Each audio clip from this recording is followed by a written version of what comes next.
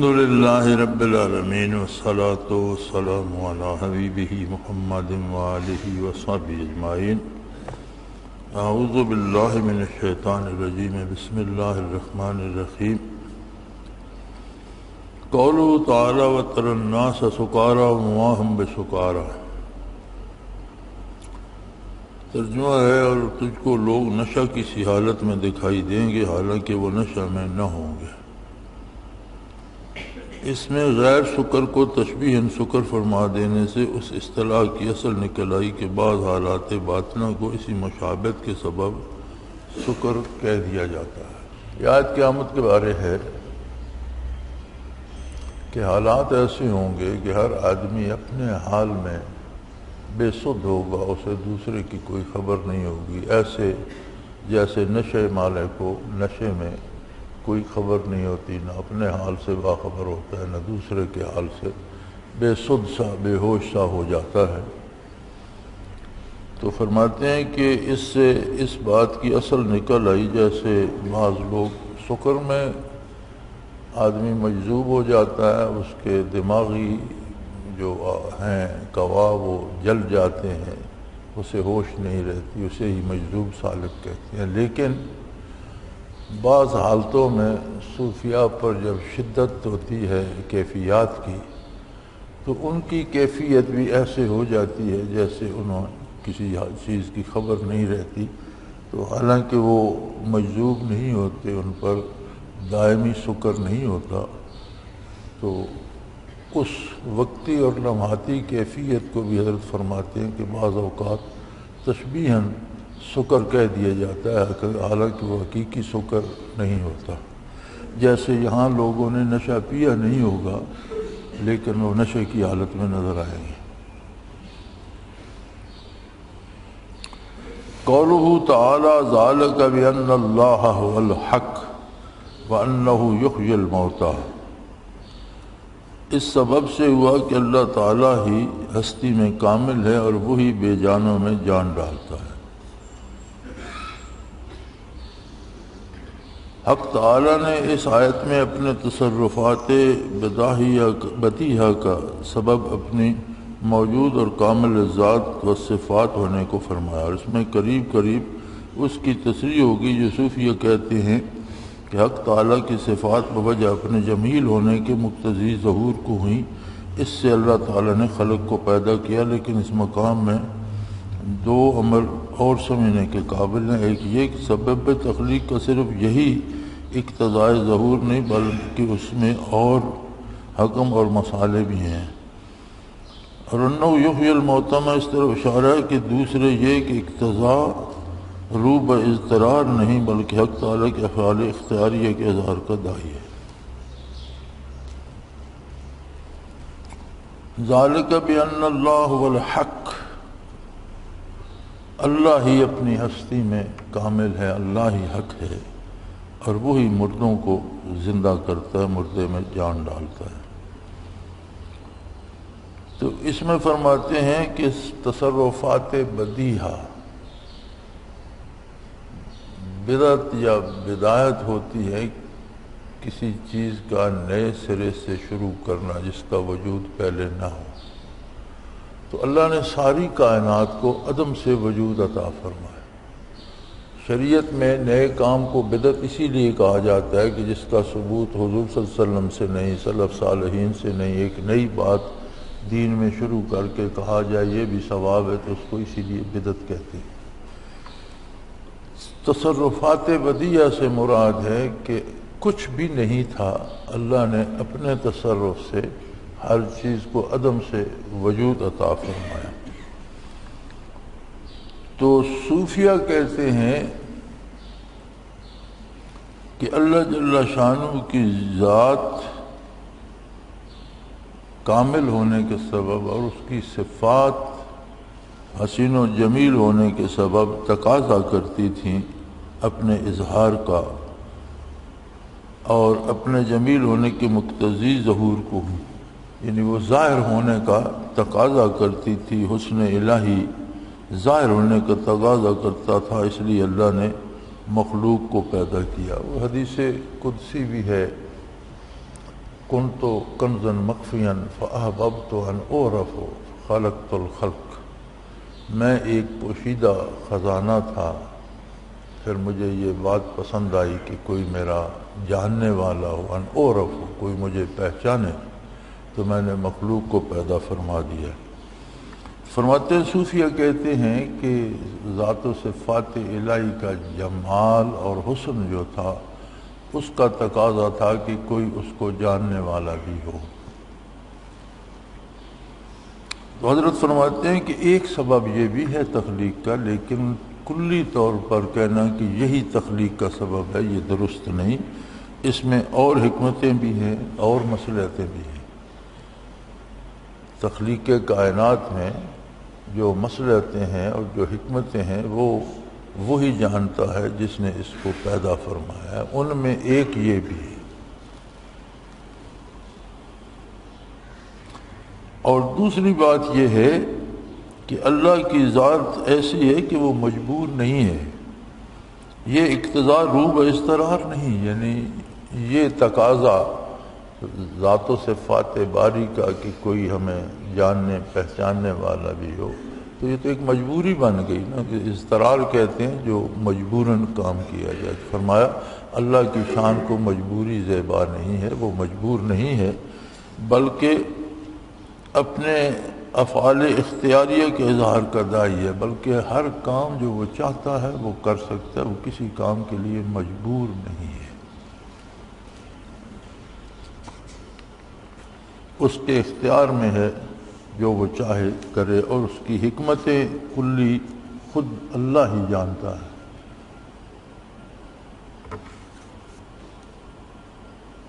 قولہ تعالی ومن الناس من یجادل فی اللہ بغیر علم ولا ہدی ولا کتاب منیر، بعض آدمی ایسے ہوتے ہیں کہ اللہ تعالیٰ کے بارے میں بدون واقفیت، بدون دلیل اور بدون کسی روشن کتاب کے تکبر کرتے ہوئے جھگڑا کرتے ہیں۔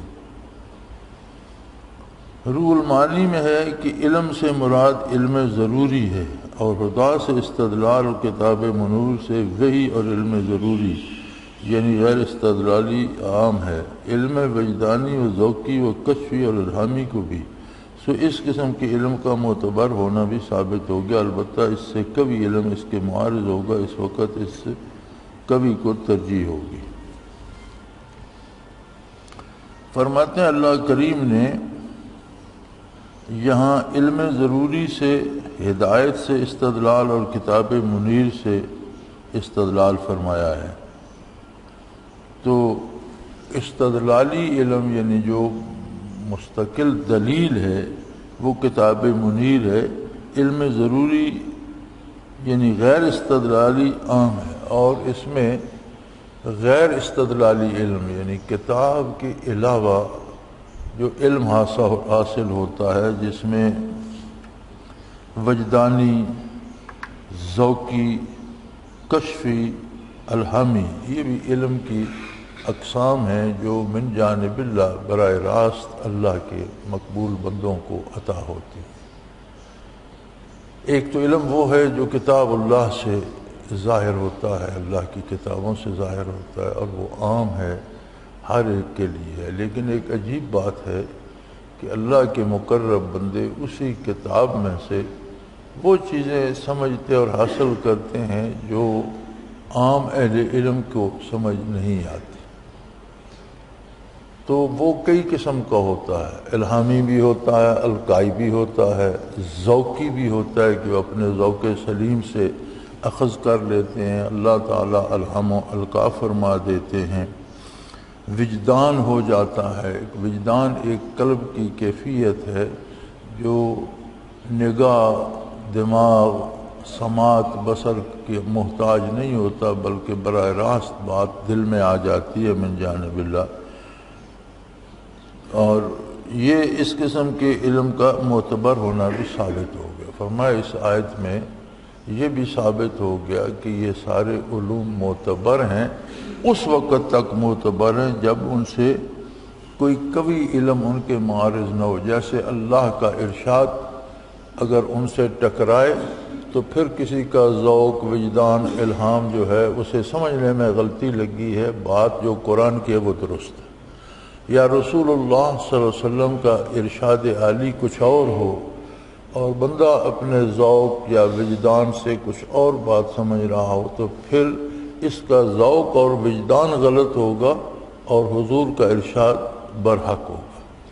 کہ فرمایا ان سب علوم کا، وجدان کا، ذوقی کا، الہامی القائی کا، علم لدنی کا ثبوت تو اس آیت میں ہے، لیکن اس آیت میں یہ دلیل بھی ہے کہ اگر اس سے مضبوط علم، اور اس سے مضبوط علم ہے اللہ کا ارشاد، رسول اللہ صلی اللہ علیہ وسلم کا ارشاد، تو فرمایا یہ سارے علوم تابع ہیں حضور اکرم صلی اللہ علیہ وسلم کے عطا کردہ علوم کے، اس کے دائرے میں ہیں تو بہت اچھی بات ہے، اس سے باہر ہیں تو پھر مشکل ہو جائے گا، پھر ان پر عمل ہوگا، پھر ان کی حیثیت نہیں رہے گی۔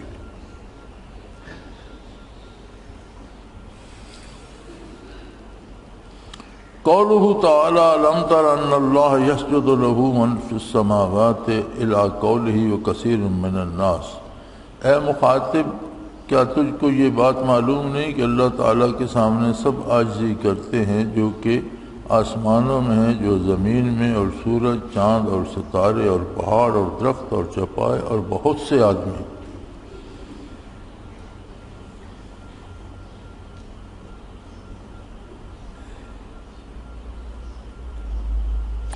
اس آیت میں کثیر من الناس فرمانا دلیل اس پر ہے کہ یہ سجدہ انقیاد غیر عقلاء کا بھی اختیاری ہے، کیونکہ اگر سجدہ تسخیریہ مراد ہوتا تو عام ہے، کثیر کی کیا تخصیص تھی۔ فرماتے ہیں اللہ کریم نے تمام چیزوں کو گنا ہے کہ کیا تو نہیں دیکھتا کہ اللہ تعالیٰ کے سامنے سب سجدہ کرتے ہیں، جو آسمانوں میں ہے، جو زمین میں ہے، سورج، چاند، ستارے، پہاڑ، درخت، چوپائے اور بہت سے آدمی۔ تو وہ اس بات سے دلیل حضرت لیتے ہیں کہ یہ جو فرمایا گیا بہت سے انسان بھی سجدہ کرتے ہیں، تو انسان تو اپنے اختیار سے سجدہ کرتا ہے، جو نہیں کرتے بہت سے مراد ہے کہ ایسے بھی ہیں جو سجدہ نہیں کرتے۔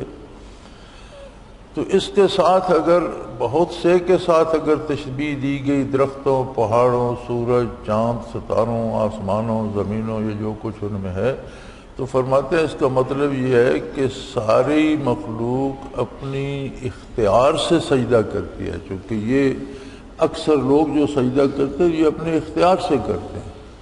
تو ایک سجدہ ہوتا ہے تسخیریہ، آپ نے اس کا جو لکھا ہے تسخیریہ سے مراد یہ ہے کہ ہر چیز اللہ کی مسخر ہے اور وہ چاہے نہ چاہے حکم الہی انہیں ماننا پڑتا ہے۔ تو فرمایا وہ مراد نہیں، اگر وہ مراد ہوتا تو کثیر من الناس، اکثر لوگ ساتھ نہ آتا۔ اکثر لوگ جو سجدہ کرتے ہیں وہ اپنی پسند سے، اپنے اختیار سے، اللہ کی محبت میں، اللہ کی رضا کے لیے کرتے ہیں۔ تو اس سے یہ ثابت ہوا کہ تمام اشیاء جو آسمانوں میں ہیں، وہ زمینوں میں ہیں، جاندار ہیں یا بے جان ہیں، سورج، چاند، ستارے ہیں یا درخت پتھر ہیں، ہر چیز اپنی پسند سے بھی اللہ کریم کو سجدہ کرتی ہے، اپنی مرضی سے بھی کرتی ہے، مجبور ہو کر ہی نہیں۔ مجبور تو ہر چیز ہے، تسخیر تو ہر چیز ہے، مسخر تو ہر شے اس کے دست قدرت میں۔ تو اس کی حقیقت کو مراقبہ عبودیت میں دیکھا جا سکتا ہے۔ النجم والشجر یسجدان جب مراقبہ کرایا جاتا ہے تو اللہ کریم اگر مشاہدہ عطا فرمائے تو ہر چیز، درخت، شجر، حجر، سورج، چاند، ستارے، دریا، پہاڑ، زمین، آسمان، ہر چیز سر بسجود نظر آتی ہے۔ ایک کیفیت، ایک لمحہ، ایک وقت ہر چیز پہ ہوتا ہے کہ وہ اپنے اختیار سے اللہ کریم کو سجدہ کرتے ہیں۔ قولہ تعالی وطہر بیتی للطائفین، میرے گھر کو طواف کرنے والوں اور قیام و رکوع کرنے والوں کے لیے واسطے پاک رکھنا۔ اس سے معلوم ہوا کہ طالب کی بعض ایسی خدمتیں جو تربیت کے مناسب میں شیخ کے ذمہ بھی ہوتی ہیں، جیسے ابراہیم علیہ السلام کو ارشاد ہوا کہ طواف اور رکوع و سجود کرنے والے کے لیے آپ نے میرا گھر بنایا ہے تو اسے پاک صاف بھی رکھے، آپ کی ذمہ داری ہے۔ اسی طرح فرماتے ہیں شیخ کی ذمہ داری ہوتی ہے کہ اس کے پاس جو طالب آئے تو اس کا تزکیہ پوری محنت، پوری توجہ اور پوری کوشش سے کرے تاکہ اس میں سے کمزوریاں نکل جائیں اور وہ پاک صاف ہو جائے۔ قولہ تعالی ومن یعظم شعائر اللہ فإنہا من تقوی القلوب، اور جو شخص دین خداوندی کے ان یادگاروں کا پورا لحاظ رکھے گا تو اس کا یہ لحاظ رکھنا دل کے ساتھ ڈرنے سے ہوتا ہے۔ یہ دو امر پر دال ہے، ایک یہ کہ اصل محل تقوی کا قلب ہے،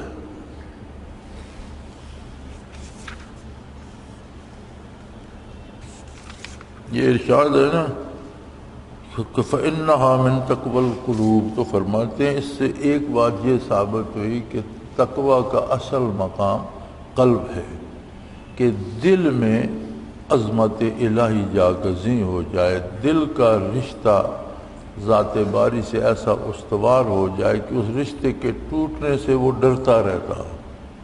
تقوی کا معنی عام عرف عام میں ڈر لکھ دیا جاتا ہے، لیکن یہ تخصیص نہیں ہوتی کہ یہ ڈر کون سا ہے۔ بے شمار قسم کے ڈر ہوتے ہیں، ڈر ایک ایسا لفظ ہے جس میں بے شمار قسم کی کیفیات آ جاتی ہیں۔ ایک ڈر ہوتا ہے کہ ایک رشتہ ایسا استوار ہو جائے کسی سے کہ بندہ کام کرتے وقت، بات کرتے وقت یہ سوچے کہ کہیں یہ میرا جس کے ساتھ تعلق ہے، دوست ہے، باپ ہے، بھائی ہے، کہیں یہ اس کام سے خفا تو نہیں ہوگا۔ یہ تعلق جب اللہ کریم سے ہو جائے کہ بندہ بات کرتے وقت، کام کرتے وقت سوچے کہ کہیں اللہ پاک اس سے ناراض تو نہیں ہوں گے، تو اسے تقوی کہتے ہیں۔ تو حضرت فرماتے ہیں کہ تقوی القلوب سے یہ ظاہر ہے کہ تقوی کا مقام جو ہے وہ قلب ہے۔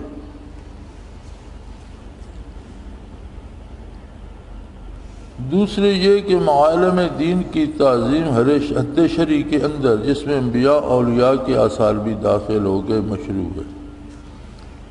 دوسری چیز وہ فرماتے ہیں کہ دینی نشانات جو ہیں، دین کی طرف جو رہنمائی کرتے ہیں، جنہیں اللہ کریم نے شعائر اللہ کہا ہے، ان کی تعظیم اچھی بات ہے، اور اس میں انبیاء علیہ السلام کے آثار، کہیں نبی کریم صلی اللہ علیہ وسلم نے تشریف رکھی، کہیں آپ بیٹھے تھے، کہیں کوئی ایسی جگہ جہاں حضور کا قدم مبارک پڑا تھا، یا آپ کے لباس مبارک کا کوئی حصہ، یا اسی طرح صحابہ کرام یا اولیاء عظام کی اس طرح کی چیزوں کی عزت کرنا شرعی حدود کے اندر،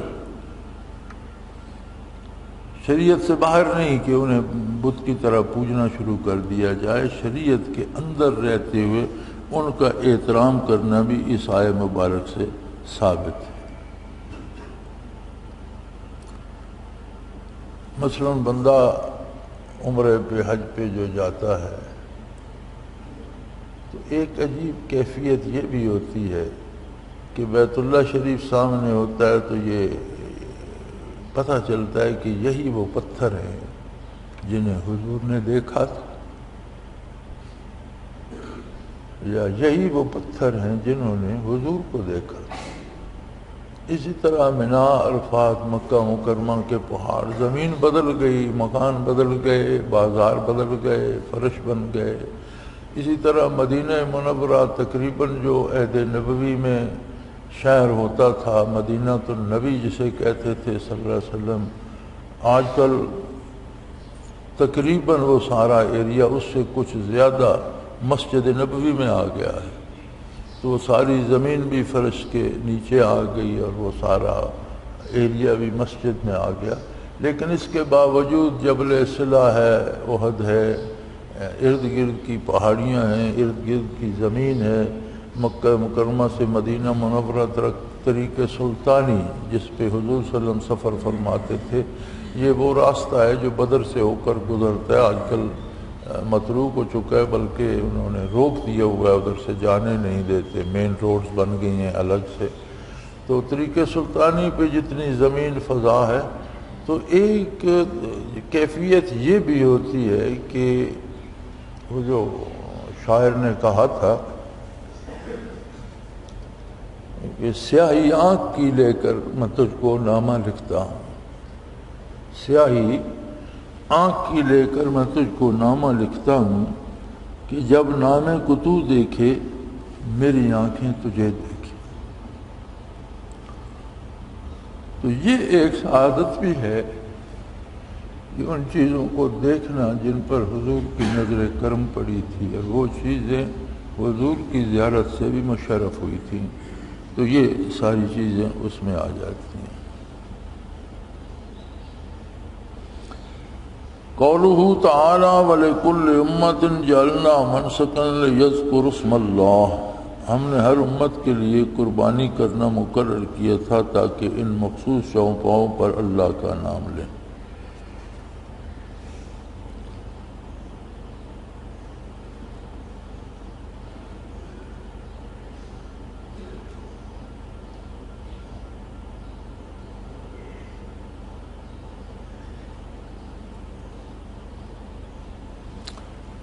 فرماتے ہیں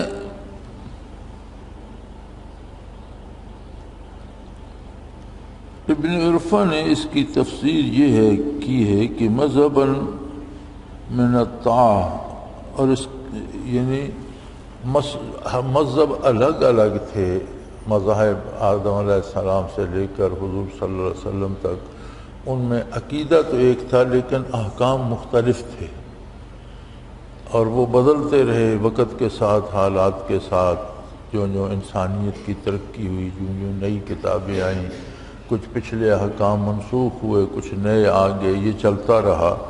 اس سب کے باوجود قربانی کے جانوروں پر اللہ کا نام لینا اور اللہ کے نام پر قربانی کرنا سب میں قدر مشترک رہا۔ تو اس میں ابن عرفہ نے یہ تفسیر کی ہے کہ مذہباً من الطاعہ، اور اس کے عموم میں اہل باطن کے مسالک کا باوجود اتحاد مقصود کے مختلف ہونا بھی داخل ہو گیا، یعنی اہل اللہ کے جو طریقے ہیں ان کا مقصد تو ایک ہے، قرب الہی، رضا الہی، لیکن طریقے مختلف بھی ہیں۔ کوئی ذکر خفی کراتا ہے، کوئی ذکر لسانی کراتا ہے، کوئی ذکر جہر سے شروع کرتا ہے، پھر جہر سے لسانی پہ لے آتا ہے، پھر لسانی سے قلبی پہ لے جاتا ہے۔ تو یہ جو طریقے اذکار ہیں مختلف سلاسل کے اور مختلف اہل اللہ کے، یہ مختلف ہونے کے باوجود مقصد سب کا رضائے باری ہے، تو منزل سب کی ایک ہے، راستے اپنے اپنے ہیں۔ تو فرماتے ہیں وہ بھی اس آیت سے ثابت ہو گیا کہ ہر مذہب، ہر مسلک کو اللہ نے قربانی کا حکم دیا، اور یہ حکم بھی دیا کہ قربانی کے جانور پر اللہ ہی کا نام لیا جائے۔ تو یہ بعض لوگوں کو جو ہوتا ہے وہم کہ جی وہ فلاں بزرگ تو اس طریقے سے ذکر کراتے ہیں، فلاں کہتے ہیں ذکر جار تو فلاں کہتے ہیں پہلے لا الہ الا اللہ پڑھو، پھر الا اللہ پڑھو، پھر اللہ اللہ پر آ جاؤ، فلاں یہ کرتے ہیں۔ فرمایا یہ طریقے الگ الگ ہو سکتے ہیں، اس میں کوئی حرج نہیں ہے شرعی حدود کے اندر، چونکہ مطلق ذکر جو ہے وہ فرض ہے، اس میں کوئی قید نہیں ہے۔ جس طرح نماز فرض ہے تو اس میں وقت کی قید بھی ہے، ان الصلاۃ کانت علی المؤمنین جی کتاب موقوتا، یعنی وقت کی نماز فرض ہے۔ اب ہم چاہیں کہ زور پڑھ لیں، نہیں، جب تک زور نہیں ہوگی، وقت نہیں آئے گا تو زور فرض نہیں ہوگی۔ تو اسی طرح کپڑے پاک ہونا، قبلہ رو ہونا، باوضو ہونا، یہ شرائط ہیں نماز کی، اور یہ ساری پابندیاں لگی ہوئی ہیں، لیکن ذکر کے ساتھ کوئی پابندی نہیں۔ مطلق ذکر الہی فرض عین ہے۔ اب اس میں ایمان لانا بھی ایک ایسا عمل ہے جو ذکر ہے، نیک کام کرنا بھی ذکر الہی ہے، یہ عملی ذکر ہے۔ زبانی اللہ اللہ کرنا، تلاوت کرنا، تسبیحات کا پڑھنا، یہ بھی ذکر ہے۔ اسی طرح سے یہ سارے جو طریقے ذکر کے ہیں اس میں آ جاتے ہیں. ہاں کوئی ایسا طریقہ نہ ہو جس پر شریعت کو اعتراض ہو.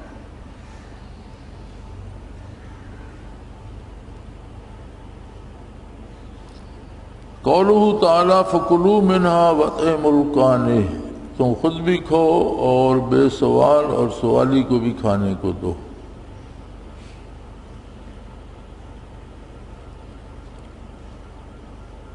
رسول اللہ صلی اللہ علیہ وسلم کا قربانی کے گوشت سے کھانے کا اہتمام فرمانا ظاہر اس کے مندوب ہونے کی دلیل ہے. راز اس میں یہ ہے کہ جو چیزیں حق تعالیٰ کی طرف منسوب ہیں اس میں رغبت ظاہر کی جائے. اس بنا پر مباحات سے منقطع ہونا جب اس میں ایسی ہی نیت و مطلوب ٹھہرا. فرماتے ہیں جب قربانی کے بعد حکم ہوا کہ اس میں سے خود بھی کھاؤ، ان لوگوں کو بھی کھلاؤ جو سوال نہیں کرتے، اور ان لوگوں کو بھی دو جو سوال کرتے ہیں، یعنی سب کو دو. تو فرماتے ہیں حضور اکرم صلی اللہ علیہ وسلم نے بھی قربانی کا گوشت اہتمام سے تناول فرمایا کہ قربانی میں سے گوشت پکایا جائے، اور آپ نے تناول فرمایا.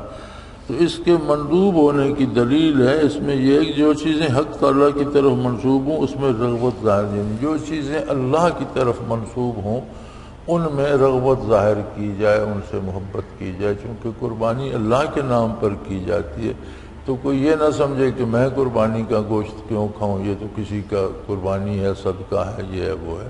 نہیں، وہ تو اللہ کی طرف منسوب ہو گیا، وہ اللہ کی طرف سے عطا کیا جا رہا ہے. تو اس لحاظ سے اس کا کھانا جو ہے وہ اچھی بات ہے اور اس میں رغبت ظاہر کی جائے. اور اس بنا پر مباحات سے منقطع ہونا جبکہ اس میں ایسی نیت و مطلوب ٹھہرا. تو بعض چیزیں جو مباح ہوتی ہیں لیکن پسندیدہ نہیں ہوتی، ان سے اجتناب کرنا بھی اس میں ثابت ہو گیا.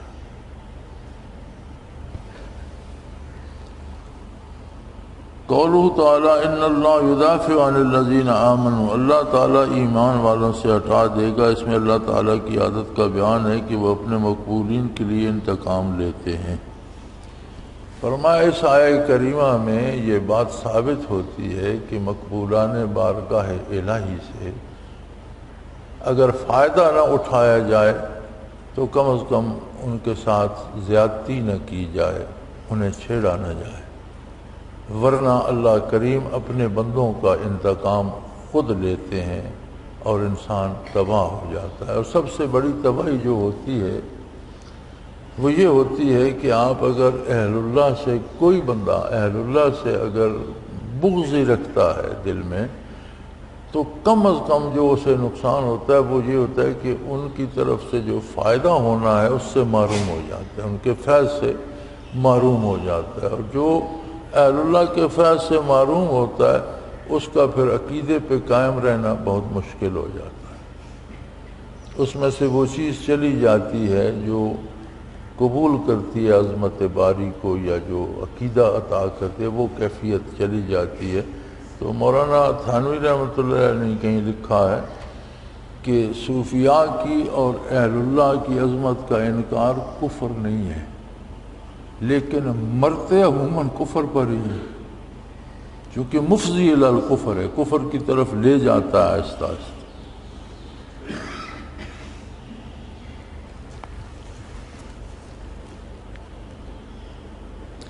قولہ تعالی لولا دفع اللہ الناس بعضهم ببعض لہدمت صوامع وبیع وصلوات ومساجد یذکر فیہا اسم اللہ کثیرا. اگر یہ بات نہ ہوتی کہ اللہ تعالیٰ لوگوں کا ایک دوسرے سے زور نہ گھٹاتا رہتا تو نصارہ کے خلوت خانے، عبادت خانے، یہود کے عبادت خانے اور مسجدیں اور وہ مسجدیں جن میں اللہ کا نام بکثرت لیا جاتا ہے سب منظم ہو گئے ہوتے ہیں. اگر آیت میں زمانہ ان کے غیر منسوخ ہونے کو ہو تب تو تشریح حکمتوں پر دال ہے، اور اگر منسوخ ہونے کے زمانہ کو بھی عام ہو کہ بکثرت مساجد کی تکوینی حکمتوں پر دال ہے، اس میں احکام تکوینیہ بھی مثل تشریح کے مطلوب ہوں گے. دوسری آیت میں بھی اس کی تصریح ہے، مثلا یدل بہ کثیرا بیادی بہ کثیرا. دو طرح کی چیزیں ہوتی ہیں ایک تشریعی ہوتی ہے اور ایک تکوینی ہوتی ہے۔ تشریعی کام وہ ہیں جن کا اللہ تعالیٰ نے اپنے نبی صلی اللہ علیہ وسلم کی معرفت حکم دے دیا، جو بتا دیا یہ حلال ہے، یہ حرام ہے، یہ کرنا ہے، یہ نہیں کرنا، جو شریعت بتاتی ہے اسے تشریعی کہتے ہیں۔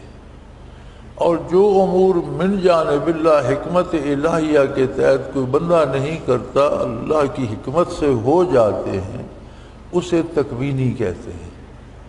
تو فرمایا اس میں دونوں کی حیثیت جو ہے وہ ثابت کر دی کہ اللہ تعالیٰ جو چاہتے ہیں وہ کرتے ہیں، اور اس میں انسان کے لیے بھلائی اور بہتری ہوتی ہے۔ جو بھی اللہ کرتے ہیں وہ انسان کی بھلائی اور بہتری کے لیے کرتے ہیں۔ جس طرح جنگیں ہوتی ہیں، لوگوں کا زور ٹوٹتا ہے، بندے قتل ہوتے ہیں، فرمایا اگر یہ بھی نہ ہوتی تو ایک ہی قسم کے طاقتور لوگ جو چاہتے دنیا پہ مسلط کر دیتے۔ تو جو حق کے لیے مارا جاتا ہے وہ شہید ہو جاتا ہے، اس کا بھلا اس میں ہو جاتا ہے کہ وہ اپنی منزل پا جاتا ہے۔ جو باطل کے لیے مارا جاتا ہے وہ دنیا میں اپنی سزا، ایک حصہ دنیاوی سزا پا جاتا ہے، اگلی سزا آگے شروع ہو جائے گی۔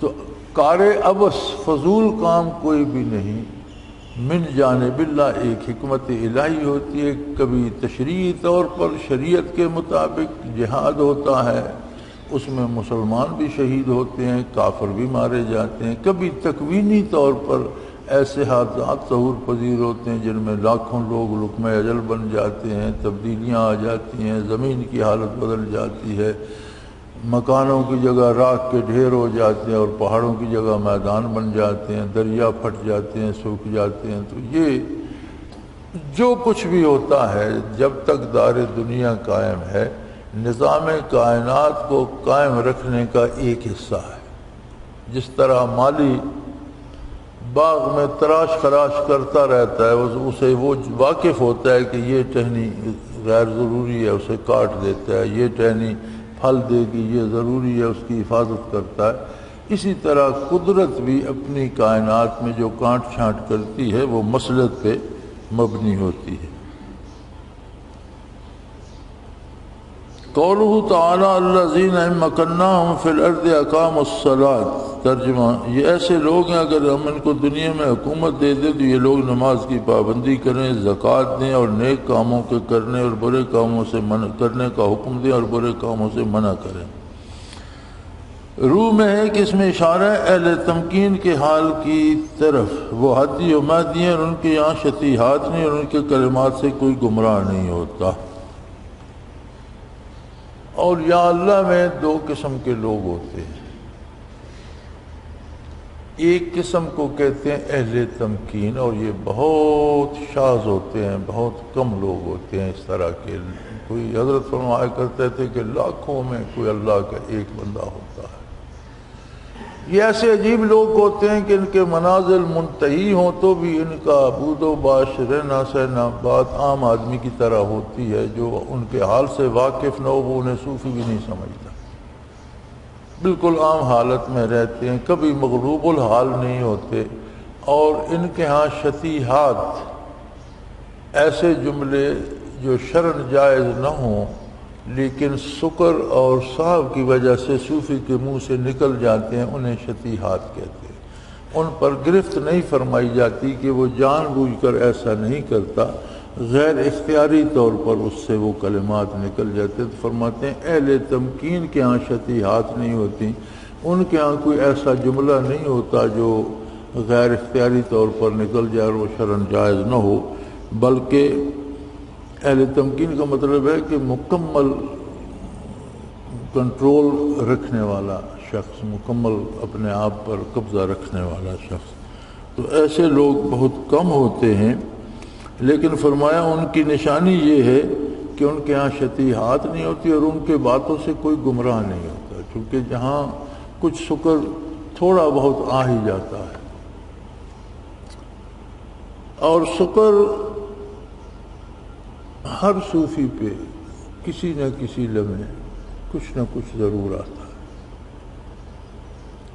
اہل تمکین جو ہوتے ہیں وہ برداشت کر جاتے ہیں، خاموش ہو جاتے ہیں. ایسے پتہ چلتا ہے جیسے بندہ کہیں کھو گیا لیکن کوئی جملہ ناروا منہ سے نہیں نکالتا. جو اہل تمکین غیر اہل تمکین ہوتے ہیں ان کے منہ سے جملے نکل جاتے ہیں. رہی یہ بات کہ شکر کمزوری کی دلیل ہے، کمال نہیں ہے، لیکن ہر صوفی پہ کسی نہ کسی لمحے آتا ہے. پوری صحابہ کرام کی جماعت عالی میں ایک ابو بکر صدیق رضی اللہ تعالیٰ عنہ ہیں جن پر کبھی شکر نہیں آیا. ورنہ جب وصال نبوی ہوا تو اتنا بڑا حادثہ تھا کہ سیدنا فاروق اعظم رضی اللہ تعالیٰ عنہ جیسے عظیم انسان پر بھی شکر غالب آ گیا اور آپ نے تلوار نکال لی اور فرمایا جو کہے گا نبی علیہ السلام کا وصال ہو گیا اس کی گردن اڑا دو. تو ایک ابو بکر صدیق تھے جنہوں نے پیشانی عطر سے کپڑا ہٹا کر بوسہ دیا اور فرمایا میرے ماں باپ آپ پر قربان ہوں. آپ زندگی میں بھی پاکیزہ تھے، موت میں بھی پاکیزہ. اور باہر مسجد میں تشریف لا کر سیدنا فاروق اعظم ننگی تلوار لیے پھر رہے تھے. صحابہ پریشان تھے. آپ نے خطبہ دیا اور اس میں آیت کریمہ پڑھی وما محمد الا رسول صلی اللہ علیہ وسلم قد خلت من قبلہ الرسل فإن مات أو قتل انقلبتم على أعقابكم ومن ينقلب على عقبيه فلن يضر الله شيئا وسيجزي الله الشاكرين. جب یہ آیے کریمہ پڑھی تو حضرت عمر فرمایا کرتے تھے کہ مجھے ایسے معلوم ہوا کہ آیت ابھی ابھی نازل ہو رہی ہے، میرے تو ذہن سے ہی نکل گئی تھی. تو کچھ دیر کے لیے شکر فاروق اعظم رضی اللہ عنہ پر بھی آیا تو پھر اور کون مائی کا لال ہے. اور یہ یاد الہی میں محو ہونا یا مشاہدہ حق کی طرف جانا بندے کو مدہوش بے ہوش کر دیتا ہے. لیکن اس کے باوجود اللہ کے کچھ بندے ایسے ہوتے ہیں جنہیں سیدنا ابوبکر صدیق رضی اللہ عنہ کی طرح تمکین یعنی محکم رہنا، مستقل رہنا نصیب ہوتا ہے. اور ان پر یہ کیفیت آئے بھی تو ان کے منہ سے کوئی غلط جملہ نہیں نکلتا، لوگ ان کی باتوں سے گمراہ نہیں ہوتے. ہدایت کسی کو نصیب ہو جائے تو وہ اللہ کی عطا ہے، گمراہی کا سبب نہیں بنتا. قولہ تعالی فإنها لا تعمى الأبصار ولكن تعمى القلوب التي في الصدور. ترجمہ بات یہ ہے کہ آنکھیں اندھی نہیں ہو جایا کرتی بلکہ دل جو سینوں میں ہیں وہ اندھے ہو جایا کرتے ہیں. فرماتے ہیں اس میں قلوب کے لیے ابصار و اسماع کا اثبات ہے. اس آیت نے ثابت کر دیا کہ دل دیکھتا بھی ہے، دل سنتا بھی ہے. لیکن اس کے دیکھنے اور سننے کے لیے دو شرطیں ہیں. جیسے آدمی اور کے دیکھنے اور سننے کے لیے پہلی شرط تو یہ ہے کہ وہ زندہ ہو. مر ہی گیا تو کیا دیکھے گا، کیا سنے گا؟ میت پڑی ہے تو کیا دیکھے گی، کیا سنے گی؟ اور دل کا زندہ ہونا ہے نور ایمان سے. جس طرح بدن کی حیات روح سے ہے، دل کی حیات نور ایمان سے ہے. پہلے تو اس میں ایمان ہو، عقیدہ صحیح ہو. دوسری بات یہ ہے کہ وہ سویا ہوا نہ ہو، زندہ ہے، سو گیا ہے یا بے ہوش ہے، پھر بھی نہ دیکھے گا نہ سنے گا. تو زندہ بھی ہو اور باقامی ہوش و حواس بھی ہو، جاگتا ہوا بھی ہو. تو فرمایا دل کے لیے سننا اور دیکھنا تو ثابت ہے اس آیت سے کہ آنکھیں اندھی نہیں ہوتی، دل اندھے ہو جاتے. یہ جو کافر ہیں انہیں آنکھوں سے تو حضور کا وجود عالی بھی نظر آ رہا ہے، اللہ کے عظمت کے دلائل بھی نظر آ رہے ہیں، لیکن ان کا دل اندھا ہو گیا، اس لیے ان کا ہونا نہ ہونا ان کے لیے برابر ہے. ارشادات باری، ارشادات نبوی سنتے ہیں، کانوں سے تو سنتے ہیں، دل کے کان جو ہیں وہ بہرے ہو گئے، لہذا ان کانوں سے سننا نہ سننا وہ برابر ہے. تو ہدایت کا مدار دل کی بصارت اور دل کی سماعت پر ہے کہ دل سنے اور دل سمجھے، دل دیکھے اور دل جانے. اور اگر یہ بات ہے تو پھر اس زمانے میں کتنے لوگ ہدایت پر ہوں گے، کتنے دل زندہ ہیں اور کتنے دل زندگی کے بعد بیدار اور ہوشیار بھی ہیں۔ اللہ اللہ اللہ۔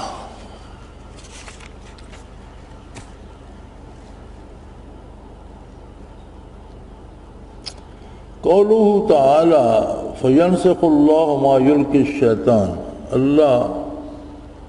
پھر اللہ شیطان کے ڈالے ہوئے شبہات کو نیست و نابود کر دیتا ہے۔ اس سے معلوم ہوتا ہے کہ حق تعالیٰ کی عادت جاری ہے کہ وساوت شیطانی خود بخود مزمحل ہو جاتے ہیں، اس کے لیے مستقل تدبیر کی ضرورت نہیں۔ بہت خوبصورت بات ارشاد فرمائی گئی کہ شیطان وسوسہ ڈالنے سے باز نہیں آتا، اور وساوس شیطانی آتے ہیں، لیکن اللہ تعالیٰ کی سنت اور عادت مبارک یہ ہے کہ وہ خود بخود ان وسوسوں کو مٹاتے رہتے ہیں، زائل کر دیتے ہیں، اگر بندہ متوجہ الی اللہ رہے۔ اگر اللہ کا نافرمان ہو تو پھر اللہ کریم ان وسوسوں کو کیوں مٹائیں گے؟ پھر وہ انہیں وساوس میں گرفتار ہو کر گمراہی میں آگے سے آگے چلتا رہتا ہے۔ تو اس کا یہی علاج ہے۔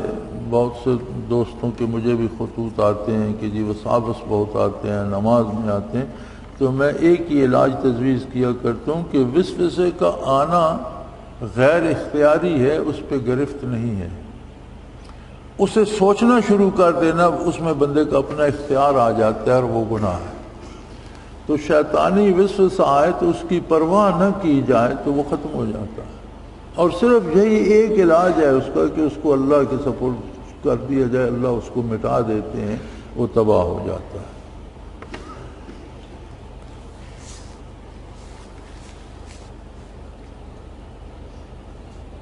قولہ تعالیٰ فَأُولَٰئِكَ لَهُمْ عَذَابٌ مُّهِینٌ، ان لوگوں کے لیے ذلت کا عذاب ہوگا۔ اس میں اس طرف اشارہ ہے کہ عذاب حقیقی اللہ تعالیٰ کے نزدیک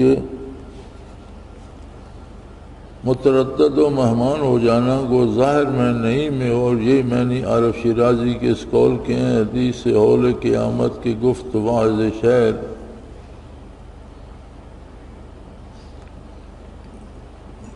قایت است کہ از روزگار ہجراں گفت۔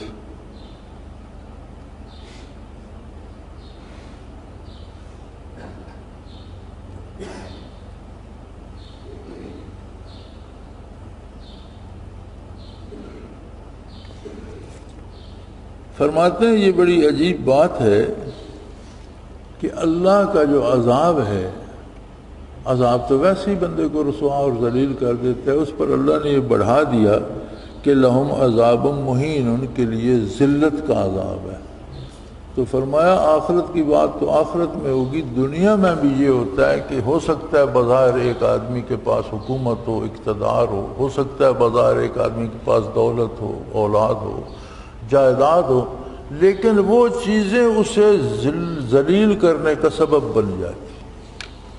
عذاب الہی یہ ہوتا ہے کہ ملک پورے کا حکمران ہے اور ملک کا ہر شہری اسے گالی دے رہا ہے، تو کتنی ذلت کی بات ہے۔ اسی طرح ایک بہت بڑا جاگیردار ہے، امیر ہے، اولاد ہے، لیکن وہ جو نوکر خادم اس کی خدمت میں کھڑے ہیں، دل سے وہ بھی اچھا نہیں سمجھتے، وہ بھی اس کی برائی کرتے ہیں، اور عام آدمی بھی اس کے لیے بد دعا کرتا ہے۔ تو فرمایا اللہ کا ایسا کارساز ہے کہ بعض لوگوں کو تو فقیر کر کے، بیمار کر کے، محتاج کر کے ذلیل کر دیتا ہے، اور بعض کو نعمتیں دے کر بھی ذلیل کر دیتا ہے۔ اس لیے اللہ کی نافرمانی سے ہر حال بچنا چاہیے کہ نافرمانی کر کے اگر دولت، نعمت، اختیار بھی مل جائے تو اس میں ذلت اور رسوائی ہوتی ہے، اور اس میں وہ بات ہوتی ہے۔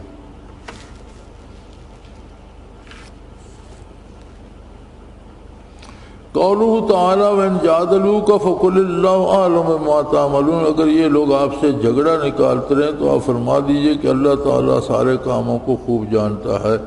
صوفیہ کا طرز ہے کہ کسی مانند سے جدال نہیں کرتے، اس میں اس کی اصل ہے۔ فرمایا صوفیہ کسی سے جھگڑا اور لڑائی مول نہیں لیتے کہ اپنی بات زبردستی منوائیں، اس کی اصل اسی آیت میں ہے کہ اللہ حضور صلی اللہ علیہ وسلم کو فرما رہے ہیں کہ اگر کسی موضوع پہ کافر خواہ مخواہ بات بڑھانے کے لیے جھگڑا کریں آپ سے تو آپ فرما دیجئے کہ میں بحث میں نہیں پڑتا، ہر چیز کی حقیقت کو اللہ تعالیٰ خوب جانتے ہیں۔ اور صوفیوں کا طرز عمل یہی ہوتا ہے کہ وہ تبلیغ کرتے ہیں، بات کرتے ہیں، مشورہ دیتے ہیں، سمجھاتے ہیں، لیکن کسی پر بات ٹھونسنے کی کوشش نہیں کرتے۔ تو اس کی دلیل اس آیہ کریمہ میں ہے۔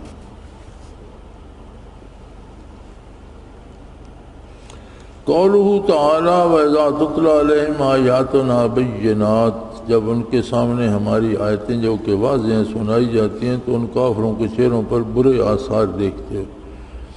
اس میں ان مدعیان تصوف کی مذمت ہے کہ جب ان کے سامنے ان کے رد کی آیات پڑھی جاتی ہیں تو ان پر ناگواری کے آثار ظاہر ہوتے ہیں۔ ایسے لوگ اس زمانہ میں کثرت سے ہیں۔ فرماتے ہیں اس زمانے میں تو کافر ایسے تھے کہ اللہ کی آیات جب ان کے سامنے پڑھی جاتی تو جو کچھ وہ کرتے تھے ان پر تنقید ہوتی تھی تو ان کے چہرے پر بھی ناگواری آ جاتی تھی۔ تو حضرت فرماتے ہیں کہ ہمارے زمانے میں تو نام نہاد صوفی اور پیر بہت سے ایسے ہیں کہ جنہوں نے رسومات اور بدعات کو رواج دے کر اور پیسے جمع کرنے کے طریقے بنا رکھے ہیں، اور یہ سارے ہیلے حوالے ہیں لوگوں کو لوٹنے کے۔ کسی کو اس سے کچھ حاصل نہیں ہوتا، کوئی نیکی نہیں ملتی، بجائے اللہ و اللہ کے رسول کا کلام سنانے کے قوالیاں کرتے رہیں گے، گانا بجانا ہوتا رہے گا اور لوگ پیسے شرینیاں دیتے رہیں گے، ڈھول ڈھمکے ہوتے رہیں گے، اچھل کود، اور ہر جگہ تقریباً یہی ہے۔ اور فرمایا ان کے سامنے بھی اگر ایسی آیت پڑھی جائے یا ایسا حکم شرعی بیان کیا جائے جو ان کے اس عمل کو رد کرتا ہو تو ان کے چہرے بھی بدل جاتے ہیں اور ان پر بھی ناگواری کے اثرات آ جاتے ہیں۔ تو فرماتے ہیں اس آیت میں تو صرف کافر تھے، اب تو یہ جو نقلی صوفی ہیں ان کی کثرت ہو گئی ہے ہمارے زمانے میں تو، اور اگر ان کے جو کچھ یہ کرتے ہیں اس کے بارے کہا جائے، بتایا جائے کہ یہ صحیح نہیں ہے تو ان کے چہرے پہ بھی ناگواری کے اثرات آ جاتے ہیں۔ اللہ کریم سب کو ہدایت دے اور اپنی اور اپنے نبی کی نافرمانی سے پناہ دے۔ وآخر دعوانا ان الحمدللہ رب العالمین۔ الحمدللہ رب العالمین والصلاة والسلام علی حبیبہ محمد وآلہ وصحبہ اجمعین۔ اللہم ربنا لا تقتلنا بغضبک ولا تہلکنا بعذابک واعف عنا قبل ذلک۔ اللہم ربنا لا تسلط علینا من لا یرحمنا، انت ولینا فی سفرنا وحضرنا فی مالنا واہلنا، انت ولینا فی الدنیا والآخرہ، توفنا مسلمین والحقنا بالصالحین۔ اللہم انصر الاسلام والمسلمین، اللہم أيد الإسلام والمسلمين، اللهم أعز الإسلام والمسلمين إنك على كل شيء قدير، وصلى الله تعالى على حبيبه محمد وعلى آله وسلم برحمتك